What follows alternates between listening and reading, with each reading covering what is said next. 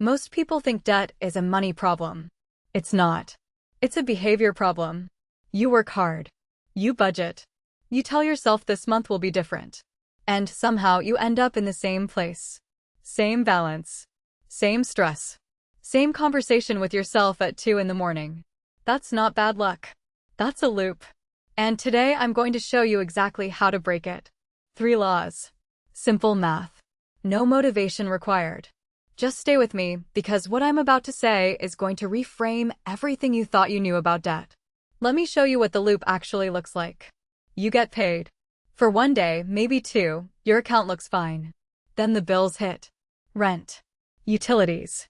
Subscriptions you forgot about. You cover the minimums on your cards. You tell yourself you're being responsible. Then something breaks. A car repair. A medical bill. A slow week at work. Nothing dramatic. Just life. And you reach for a credit card to cover the gap. Next month looks exactly like this month.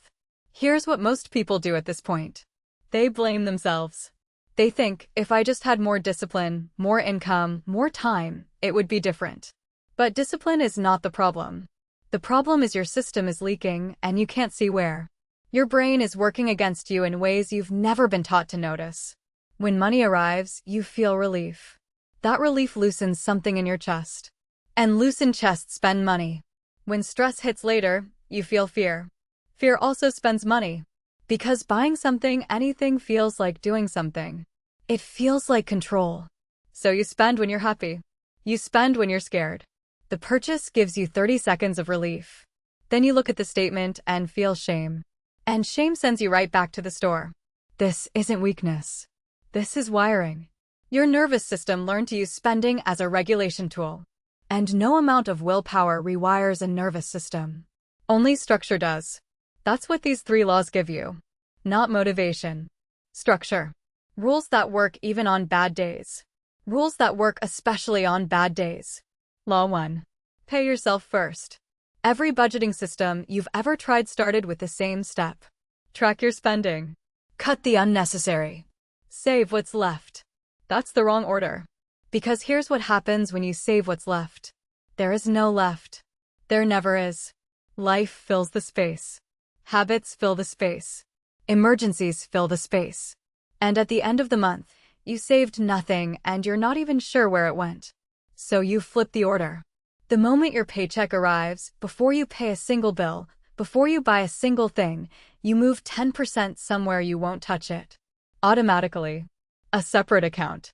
A different bank if you have to. Somewhere that requires effort to access. Label it with intention. Not savings. Savings sounds like something you do when everything else is handled. Call it debt exit. Call it emergency shield. Call it future me. Something that reminds you what it's for. When that 10% is already gone before you see it, something changes. You stop negotiating with yourself about whether you can afford to save. You stop asking, can I afford this? Because the math already answered that question. You work with what's left. That's it. Now, I know what you're thinking. 10% is too much. My budget is already tight. I have debt to pay. I hear you. So start with 2%. Start with 1% if that's all you can protect. The number is not the point. The point is that the first slice, however small, belongs to you. Because right now your money flows like this. Income comes in, obligations take everything, you survive the month, you repeat. Paying yourself first breaks that sequence at the very first step. It also does something quieter. It teaches your nervous system that you can keep a promise to yourself. That small proof, repeated month after month, builds something that no financial advice can give you directly. It builds trust in yourself. And that trust is what eventually replaces the impulse to spend for relief. Law 2. Kill the most expensive debt first. Open your statements right now. Not tomorrow. Not when you feel ready. Right now. Look at every debt you carry, credit cards, loans, lines of credit. Write down the interest rate on each one. The highest rate on that list, that's the one bleeding you. Every single month that account stays open, it eats your progress before you've even started moving. You could work harder, earn more, cut more, and that rate would quietly swallow the difference. Here's your strategy. Pay the minimum on every other account. Every extra dollar, Every single one goes to that highest rate debt. That's it. That's the whole system for now. I know the instinct is different. The smaller balance looks easier to kill. Paying it off feels like progress. And it is emotionally. But emotionally satisfying and financially effective are not always the same thing. While you're celebrating closing that small balance, the expensive card is still running. Compounding every day. Charging you interest on interest. Taking a piece of every paycheck before you get to decide what to do with it. The high-rate debt is not just a number on a statement. It's a recurring tax on everything you earn. And it keeps itself alive by feeling manageable. The minimum payment looks small enough that you don't panic. So you don't act. And it keeps running. When you attack the most expensive debt first, when you actually close it, something shifts. The interest stops. That line on your statement disappears. And the money that was feeding it every month, now it's yours. You take that freed up amount and aim it at the next most expensive debt. Then the next. Each one you close makes the next one faster to kill. That's not a metaphor. That's arithmetic. And arithmetic doesn't care about your mood. It just works if you let it. Law 3. Never let saved money sit idle. Here's the pattern I see most often. Someone finally cuts expenses for a month. They feel proud, they should. Then payday comes, the saved amount is sitting there, and it feels like permission. New shoes. A dinner out. A gadget they've been watching for months. The reward feels earned. And the savings balance goes back to zero. The third law closes that exit. Saved money moves the same day you save it. Not when you feel ready. Not when the amount feels significant enough. The same day. Where does it go? A high-yield savings account. A money market fund. A retirement plan with an employer match. If your employer matches retirement contributions, that match is a 100% return on day one. There is no investment that beats that. Start there. Money that stays in your checking account is not safe. It looks safe, but it's sitting inside a system, your daily life, that is constantly looking for it. Subscriptions find it. Convenience fees find it. Stress finds it. By Friday, it's usually gone. When you move money the same day it's saved, you remove the decision entirely. There's nothing to negotiate. Nothing to justify. It's already working. Now, I know fear comes up here. If you've ever lost money, watched markets drop, or been burned by a financial decision, investing feels dangerous. It feels like gambling. So you choose nothing. Because nothing feels controllable. But choosing nothing is also a choice. And it's a choice that costs you silently every year.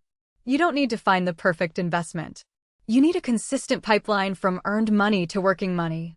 Even a high-yield savings account paying 4% is infinitely better than a checking account paying nothing. The multiplication law is simple. Money that works compounds. Money that sits decays slowly, invisibly, through inflation and through habit. A small amount invested consistently beats a large plan you start someday. Every time. Not because of the returns. Because of the identity it builds. Every transfer is evidence that you are someone who invests. And evidence is what changes behavior, not motivation. Let me tell you about one person who used these 3 laws. They weren't earning more than before. They didn't get a raise. They didn't win anything. They didn't inherit money. They just stopped repeating the same month. In 6 months, they closed 2 loans. Not by suffering through a strict budget. By changing the sequence their money followed. First slice to themselves. Highest cost debt attacked with everything else. Saved amounts moved immediately. At the end of those 6 months, they also had their first real savings buffer. Not a huge amount, but enough that when the next emergency came, and it did come, they didn't borrow. They paid from the buffer. And the loop didn't restart. That's the part no one talks about. The real victory isn't closing the debt. It's not sliding back into it when life happens again. These laws don't just reduce debt. They change your relationship with money. They change what you do automatically when stress hits. They change the story your bank account tells about who you are. And that story, once it changes, is very hard to undo. Because you've seen yourself do it. You have proof.